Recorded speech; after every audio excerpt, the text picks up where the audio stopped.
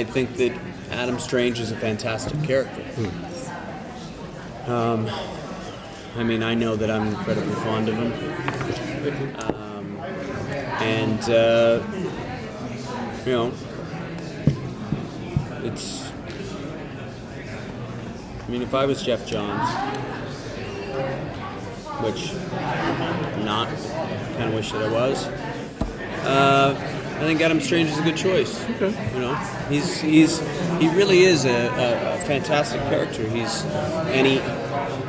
You can always find him somewhere.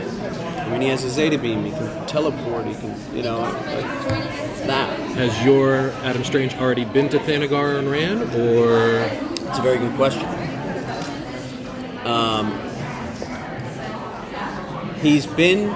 I will say that he's been to Ran. Okay. In terms of Thanagar at this point, I don't know if he's been there, but I think, you know, that's in the realm of possibilities. That opens the door to a lot. What kind of trajectory does the storyline take this season? Is he just coming to be the voice from the future? What is kind of his mission at this point? Well, his mission is to save Superman, and that has sort of a two-pronged meaning for him. One is very altruistic and noble, which is to save Superman, which in turn means that he's saving the entire world, and also the universe and subsequent galaxies. But also, Adam has personal reasons for doing it. He wants to be recognized, and he wants to be somebody. He wants to be a superhero. He wants to be part of the Justice League. He wants to play in that ballpark. When you meet him, he's at the very, very beginning. He's just responded to the call to adventure. So he is right at the beginning of his hero's journey. And along with that comes a lot of doubts. And so you get to go on that journey with him, which is, you know, can I be who I want to be? Am I meant to do it? Or am I going to be a failure? Which I think everybody experiences. Anyone that's trying to do anything great and be a master at what they do, be the face of their field, so to speak, it does grapple with those voices of like, am I enough? And that's where you meet Adam. When researching the character, what was the thing that appealed you the most about Adam? Initially, I think it was his pain. He wasn't very close with his dad. He lost his mom. Never really felt like he fit, which is why he adopts Krypton, and he adopts Ran in the comics. You know, he is very similar to Superman in that sense, and he's similar to Seg in that sense. You know, Seg is ostracized, doesn't feel like he fits. We know that he loses his parents, so that's familiar to him, and that's what I connected with early on. And then, of course, that at a point he can fly. That's cool. The cool suit of his? Yeah, I mean, I don't know anybody that doesn't want to fly. If you guys, if you asked everybody, and let's be real here, if you asked everyone here, what if you could have two superpowers, what would they be? Oh, you're asking me? Yeah. Yeah, flying and super speed. Flying super speed, okay. Teleportation. Teleportation, Okay. yeah. There we go. There we go. So slow enough to fly. Exactly. I can eat anything. You can, and Metabolism, like. okay, so yours would be metabolism. Wow. All right. Matter eating girl. A what? I said matter eating girl. Yeah. Okay. So we touched on both of them, flying and teleportation. Adam, we know that he'll be able to fly and he can teleport. That to me is the coolest. You can do everything with that. So that's, like finding that out when you get this role is, I don't want to swear, but it's cool. It's really cool. Often in sci-fi shows, it's an alien among Earthlings, and now you're an Earthling among aliens. Yeah. So, is that alienating for Adam? It and how is. do you play it as an actor?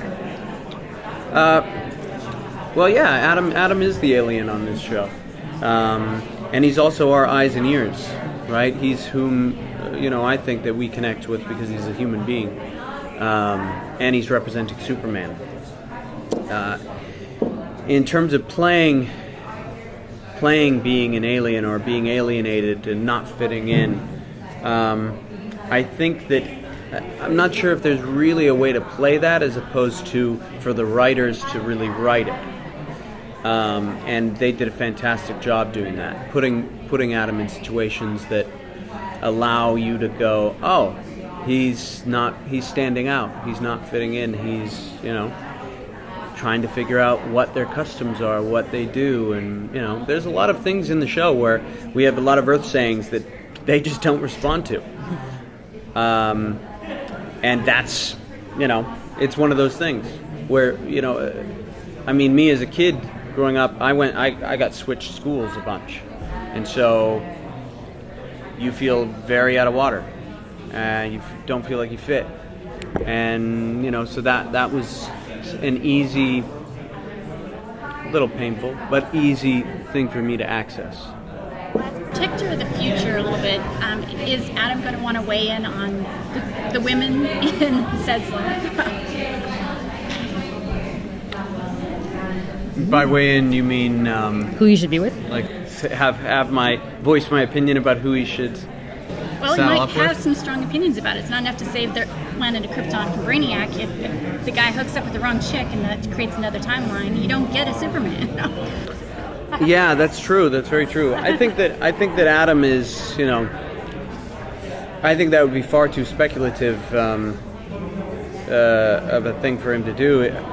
I think that Adam is there to preserve this timeline, and have everything happen organically. So, and again, Adam only knows that Seg is Superman's grandfather. He doesn't know who his grandmother is. So I can't really say don't do this or don't do that. So, he's just there to go, we need to make sure that he's born, and that means that X, Y, and Z. So preserving the timeline, Adam Strange is going there knowing that Krypton has to blow up. Like, Yes. when does Adam ever tell Seg, like, oh yeah, by the way, like 200 years from now, it's going to be a bad day? Because that's pretty heavy. It's pretty heavy. It's not something you'd exactly want to tell somebody, right?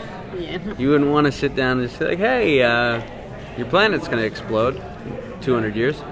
And realistically, as we know, as people who read comics, know that on Krypton, 200 years, that's like, well, not quite a week, but it's a generation. Yeah. Right? They lived to 200 years. So it'd be much the equivalent to being like, hey, in 20 years, the whole planet's going to blow up. You'd be like, whoa, that's pretty soon. Yeah.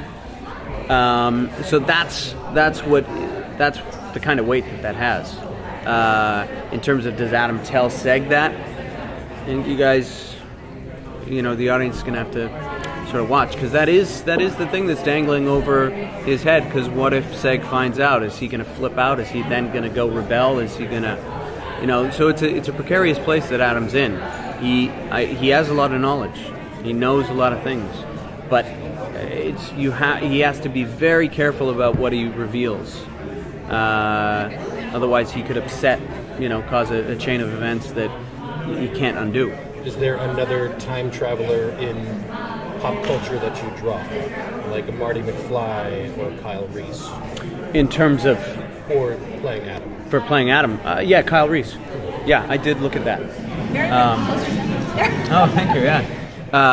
Yeah, Kyle Reese.